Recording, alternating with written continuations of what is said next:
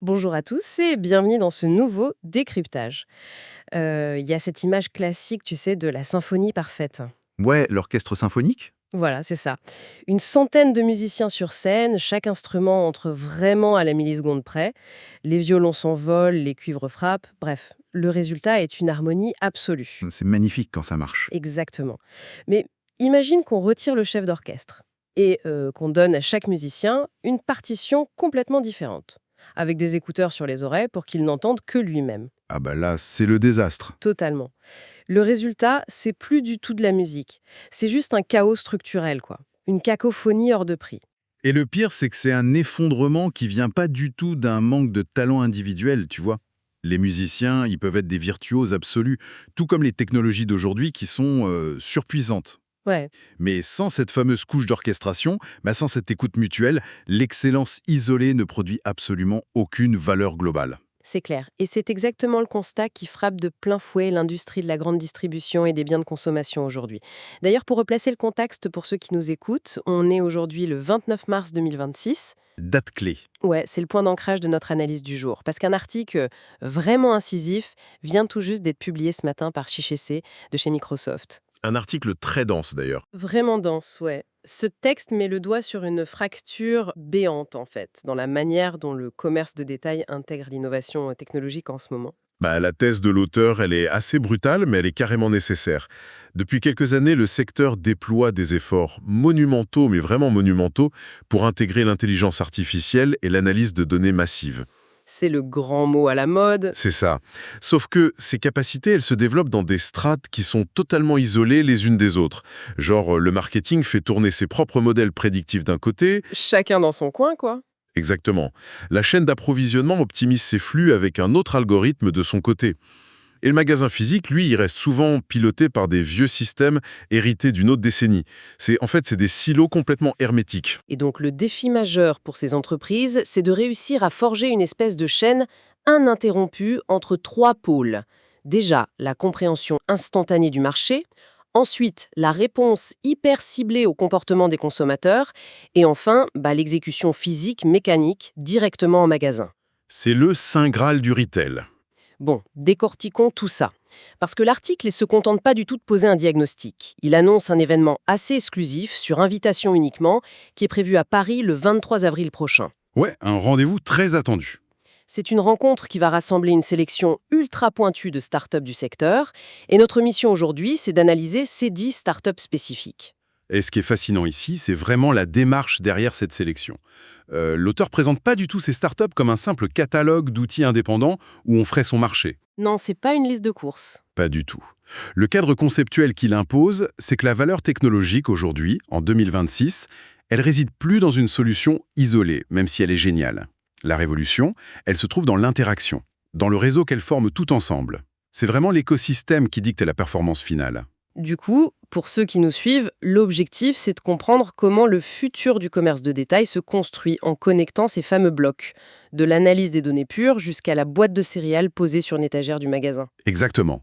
Donc, transition logique, pour agir en magasin, il faut d'abord comprendre ce que veut le marché, forcément. On commence donc par ce que j'appellerais le cerveau de l'opération. L'article ouvre sur Tembi. C'est une start-up positionnée sur l'intelligence de marché. Mais attention, on parle plus de vieux rapports trimestriels ennuyeux là. Ah non, là, la temporalité, elle a complètement explosé, hein. Tembi fonctionne sur de l'ingestion de flux de données en continu. L'outil, en fait, il agrège des milliers d'API pour traquer la dynamique des prix en direct, l'évolution des assortiments chez la concurrence et même les variations des livraisons à l'échelle macroéconomique. C'est massif. C'est du temps réel pur. L'algorithme se contente pas de faire une photo de ce qui s'est vendu la veille. Il applique des modèles pour vraiment cartographier où se dirige la demande future. Donc on anticipe la trajectoire. Et cette vision macro, elle est tout de suite couplée à une analyse micro avec une autre entité mentionnée dans le texte. C'est igenie.ai. Ah, Hygiénie, très intéressant ça. Oui, là on plonge directement dans la voix du client, mais genre pas avec des vieux sondages de satisfaction que tu reçois par mail après ton achat. L'outil capte l'engagement réel, émotionnel et cognitif des clients sur les canaux numériques, et ça quasiment en temps réel. C'est de l'analyse comportementale pure. C'est ça. Ça décode le langage naturel, les signaux sur les réseaux sociaux, le temps que les gens passent sur certaines pages. Tout ça pour capter les changements d'intérêt avant même que les gens n'achètent quoi que ce soit. C'est faux. Et tu sais, si on relie ça à la mécanique de prise de décision des entreprises, c'est un basculement total de ce qu'on appelle la stratégie de catégorie. Ah bon, Eben? Comment ça? Avec le tandem Tembi et Igeni, la stratégie, elle devient presque un organisme vivant. Les données modifient les algorithmes d'assortiment au jour le jour. Au jour le jour, ouais, c'est ça. Pendant longtemps, on a comparé le commerce de détail à la conduite d'une voiture, mais en regardant uniquement dans le rétroviseur, genre on analyse les ventes passées. La fameuse analogie, ouais. Voilà. Et avec ces startups, je trouve que l'analogie classique de l'IA comme un simple GPS couplé à un radar météo, elle est dépassée. Tu dirais quoi alors? C'est plutôt comme si on créait un système nerveux central. Imagine, quand on touche une plaque brûlante, la main se retire par un arc réflexe avant même que le cerveau ait eu le temps de dire « aïe ». C'est question de latence. Temdi et Igeniai, ils agissent comme ça. Ils captent la brûlure d'une rupture de stock ou l'arrivée d'une tendance et paf, ils anticipent le virage ou la tempête avant que ça ne fasse mal aux finances. L'analogie du système nerveux est super juste parce qu'elle introduit cette idée de vitesse de transmission. Mais justement, une fois que ce signal nerveux est créé, il faut bien qu'il contracte un muscle, non? Exactement. D'où notre deuxième partie, le muscle. Voilà. Parce que c'est bien beau d'avoir des prévisions météo parfaites, mais ça sert à rien si on ne sait pas comment s'habiller. Comment on traduit cette intelligence numérique pure en exécution physique dans les rayons d'un vrai magasin? Détaille le rôle d'Omnistream, par exemple. Leur truc, c'est de traduire la demande globale en décision à l'échelle du magasin local. Omnistream, oui. Il s'attaque à la génération dynamique de planogrammes.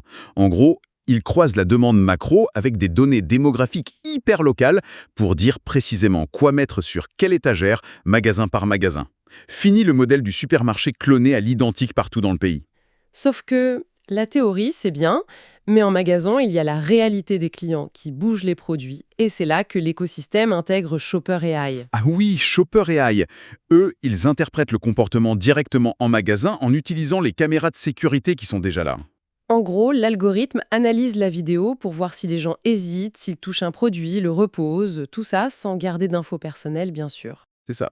Et Ariadne Maps, une autre start-up du groupe, vient rajouter une couche au-dessus.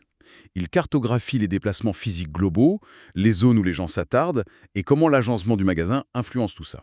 Ok, alors là, je me fais l'avocate du diable une seconde. Valérie, je t'écoute. En combinant les caméras de Shopper AI qui scrutent la moindre hésitation d'une main et le suivi spatial d'Ariadne Maps qui trace tes pas dans le magasin, est-ce qu'on n'est pas en train de transformer le petit commerce de quartier en un outil de surveillance flippant?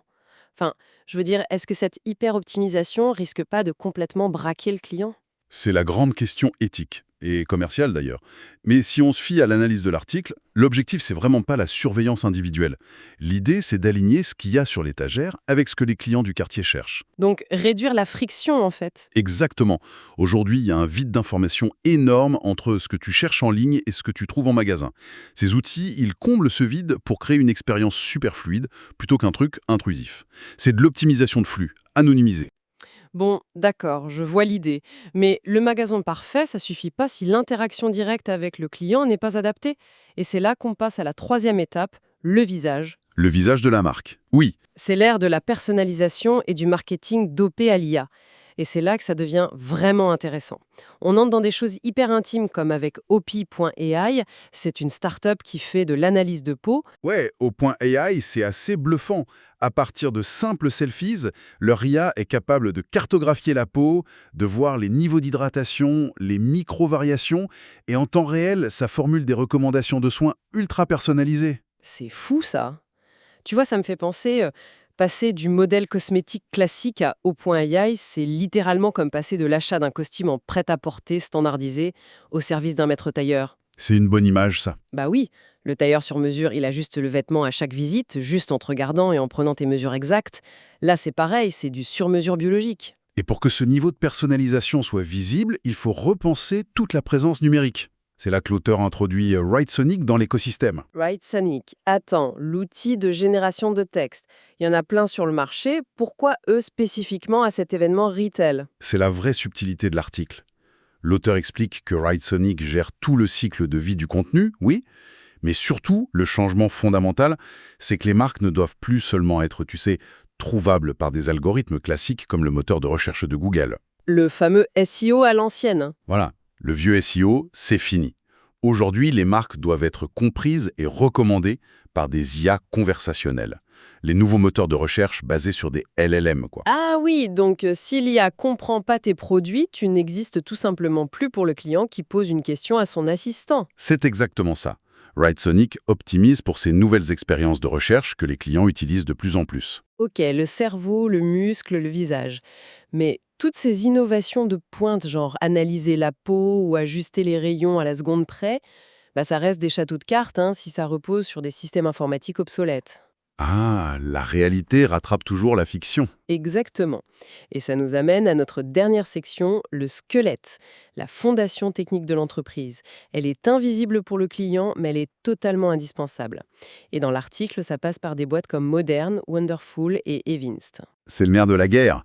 Moderne, par exemple, leur boulot, c'est de moderniser les vastes bases de code existantes des grandes entreprises.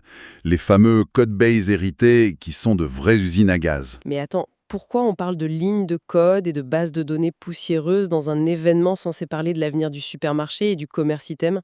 Si on voit l'ICIA à la situation globale, c'est hyper cohérent. Tu sais, dans d'autres articles récents de Chichan qu'on a regardés dans nos sources, il parle beaucoup de la transition des anciens systèmes vers ce qu'il appelle des écosystèmes d'agents IA. Il parle aussi pas mal de la confiance dans les données, la data trust, notamment avec des acteurs comme ZeroError.ai. L'idée que si tes données sont fausses, ton IA fera n'importe quoi. Exactement. La fondation technique, le vieux code, c'est le pire goulot d'étranglement de l'innovation. Sans une boîte comme Modern pour nettoyer le code ou sans Wonderful pour déployer des agents IA capables de naviguer entre ces vieux systèmes et les nouveaux départements, l'entreprise s'effondre sur la complexité. L'IA demande une plomberie parfaite. Et dans cette plomberie, il y a un truc qu'on oublie souvent, c'est l'accessibilité. L'article mentionne Evinced qui intègre l'accessibilité numérique directement dans le code pendant que les développeurs le créent. C'est crucial. L'idée, c'est de toucher un public plus large, y compris les personnes en situation de handicap, sans ralentir la vitesse de création des équipes techniques. C'est une fondation saine, quoi.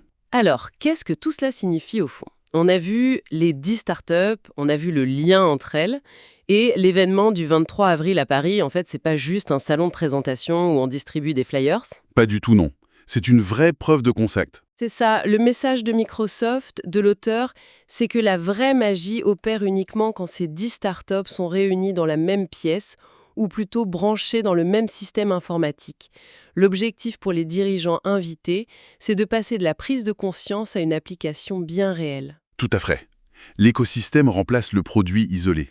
Bon, on arrive à la fin de ce décryptage, mais je sais que cet article t'a inspiré une réflexion un peu plus philosophique sur tout ça. Ouais, effectivement. En lisant ça, je me suis posé une question assez vertigineuse sur la finalité de cette technologie, si on part du principe que cet écosystème réussit parfaitement. Ok, le scénario idéal. Voilà.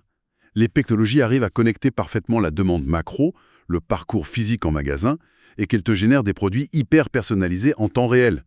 Si tout est prévisible, que restera-t-il de la sérendipité dans le commerce? La sérendipité.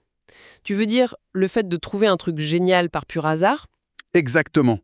La découverte accidentelle.